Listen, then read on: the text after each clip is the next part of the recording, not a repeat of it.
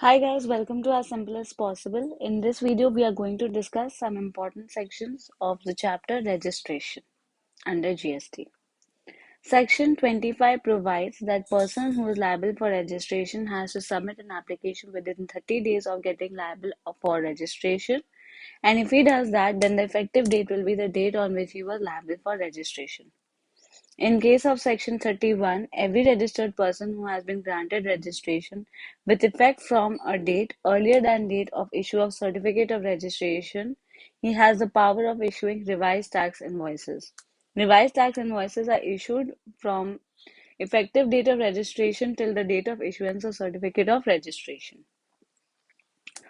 As per Section 22, every supplier who is engaged in intrastate supply, exclusive supply of goods, then the registration is done when the aggregate turnover exceeds 40 lakh, and this 40 lakh includes exempt turnover also.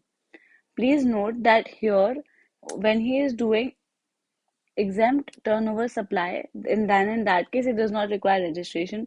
But when he starts doing taxable supply of goods, then the exempt turnover will also be included. This 40 lakh limit is not applicable for Arunachal Pradesh, Manipur, Meghalaya, Mizoram, Nagaland, Puducherry, Sikkim, Telangana, Uttarakhand, Tripura. So total 10 states it is not applicable.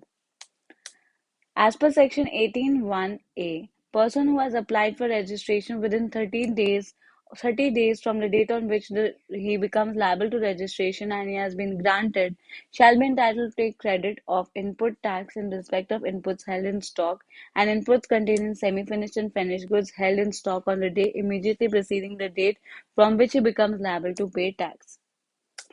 Next is PAN is mandatory to be eligible for registration. There is one exception, non-resident taxable person.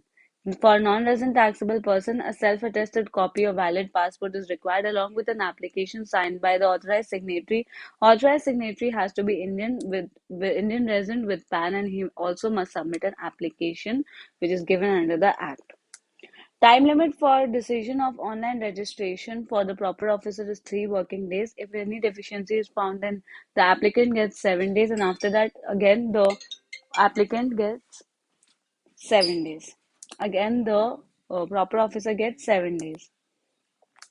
As per Section 29(5), every registered taxable person whose registration is cancelled shall pay an amount by way of debit and electronic credit ledger equivalent to credit of input tax in respect of inputs held in stock and inputs containing semi-finished or finished goods held in stock or capital goods in plant and machinery on the day immediately preceding the date of such cancellation or output tax payable on such goods, whichever is higher. Now, next topic, amendment of registration. If any amendment of registration is done, then he has to communicate within 30 days of that change. The proper officer will either approve it or reject it after that. If there is a change in constitution of business, which means a fresh PAN, then a fresh registration has to be taken because GST is PAN based. That is why a fresh registration has to be done. This was all about this video. I hope you find this video useful. Please do comment, share, and subscribe the channel. And of course, thanks for watching.